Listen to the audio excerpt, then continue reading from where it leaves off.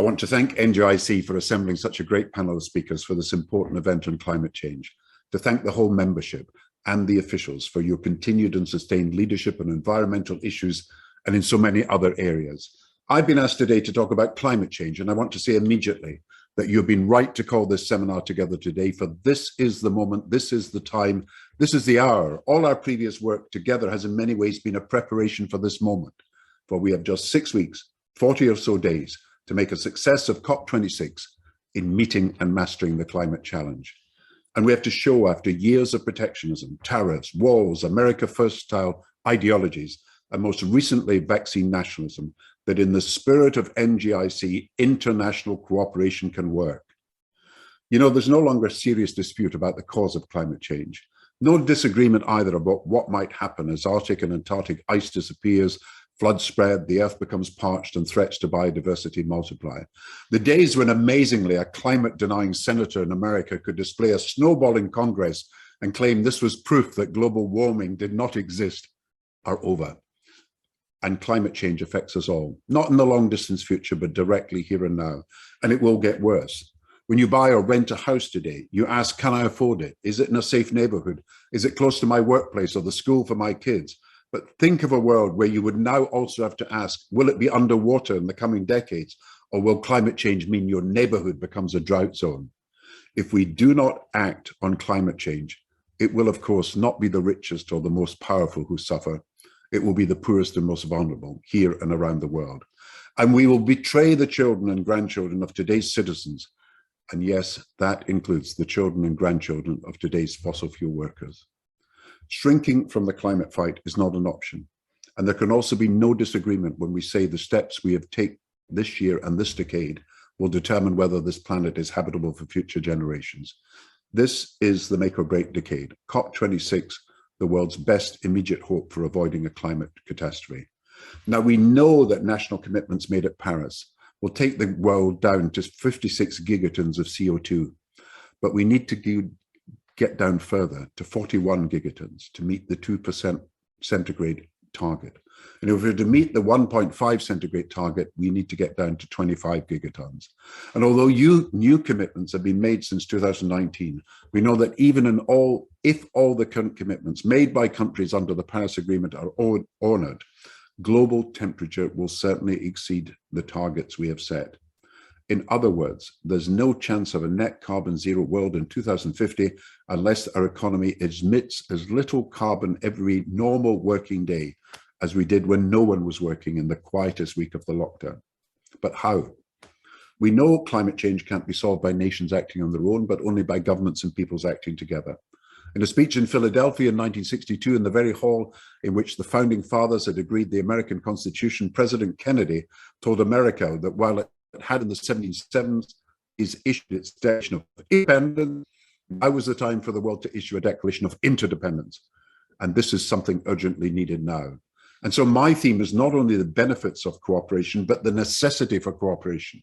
And I will argue that, to put it perhaps all too glibly, we don't just cooperate out of need, we have a human need to cooperate.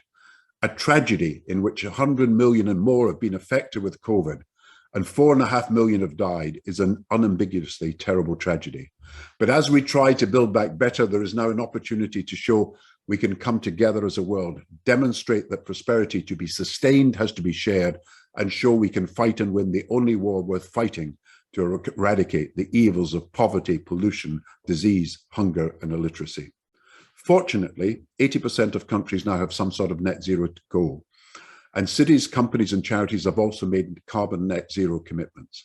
The UK's own carbon emissions reduction target, 78% by 2035, is world leading. We must join them to companies, some of the largest whom have volunteered to be net zero by 2050, but who should now be obliged to declare their carbon footprints. But the commitments, particularly those for the 2020s, that the largest countries have made are not nearly sufficient to limit warming to the 1.5 degrees centigrade promised in the Paris Agreement a few years ago. Even if we are not on track, and there are not enough countries or companies willing to take decisions that are something sufficiently bold, I want to talk positively on what I will call the ratchet effect. Countries, cities, companies, and civil society ratcheting up from now on their commitments to a net zero carbon world. On our side is that the science is becoming clearer and more conclusive. The technology is costing less. Our economic understanding of the costs of inaction and the benefits of action is improving. And the first mover countries are challenging the laggers to do more and update even now their nationally determined contributions by making not just the 2050 targets as ambitious as possible, but making 2025 and 2030 targets too, and thus shifting the decision-making calculus. Let us ratchet up the commitments countries make to get to net carbon zero, with a focus on coal, car, renewables, and nature, agreement on carbon pricing, and the elimination of fossil fuel subsidies. It will require companies worldwide not only to disclose their carbon footprints by law if necessary, but set out their own net zero carbon mission statements. We must further mobilize science to deliver ever cleaner energy to end our dependence on oil, gas, and coal. By the stepping up of investment in new technologies, we should plant trees, restore the soil, remove carbon from the atmosphere, and sponsor nature-based solutions.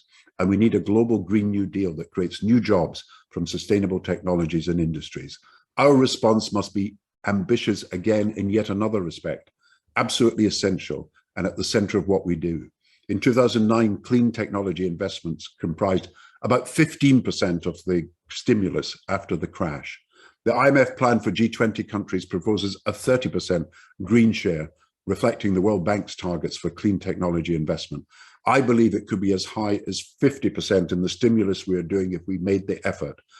Over time, of course, we need a far more effective institutional architecture within which we are capable of agreeing and policing carbon reductions in individual countries and delivering results.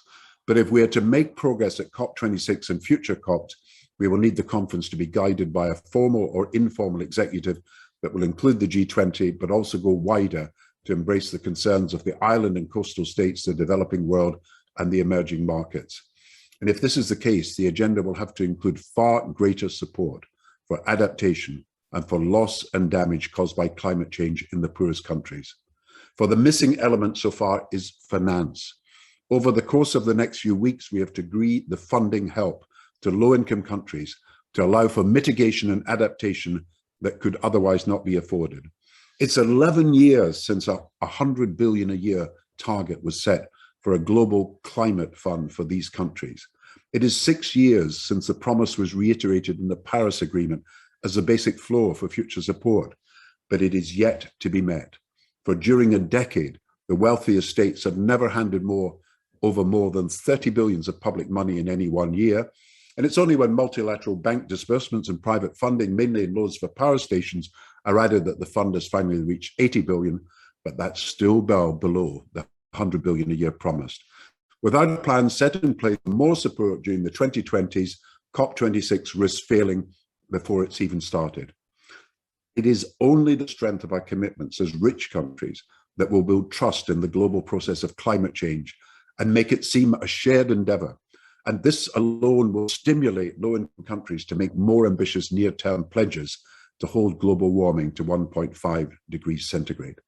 Now, to reach 100 billion a year with more focus on investments to advance adaptation, we have no choice to bring, as Singapore's Senior Minister Thurman has proposed, all forms of public finance together. And we can and must make that public funding go further. Through public guarantees from the richest countries, new money can be raised by the World Bank or a new climate finance institution. For every 5 billion of guarantees backed up by 1 billion of grants, 25 billions of extra finance can be raised for adaptation. Money backed by the richest countries who should agree to cover all interest payments and pay down the borrowing incurred at a later stage. In this way, we can quickly make good the 100 billion that we have promised. And so after a summer of storms, floods, droughts, fires, which have hit the poorest countries hardest, making good our promises on the climate fund and reuniting all parts of the world in a common endeavor, rich and poor together, is a precondition of further progress. In short, COP26 needs to be Co-op 26 to create a prosperity that we know can only be sustained if it is shared. But this cooperation will only happen if we start to honor our responsibilities to each other. The situation is perilous, but we are not powerless. And I believe we should be hopeful because of the rise of a public movement to create a climate that offers a home to everyone and is harmful to no one. This is our test, to see at COP26, today's leaders have the imagination and the vision to set aside the corrosive nationalism and divisions of the last decade, to demonstrate that a country's national interests are best advanced not by isolating themselves from the rest of the world, but by global cooperation.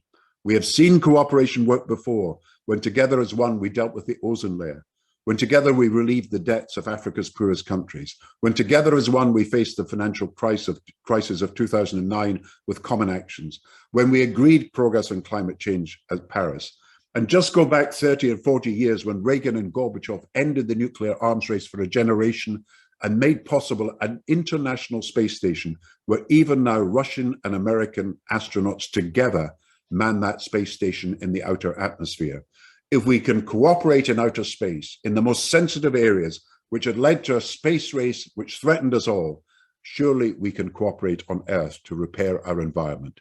And if we do so and champion the empathy and solidarity that can underpin cooperation, this will give people what we lack most of all today: hope in a better future. Thank you.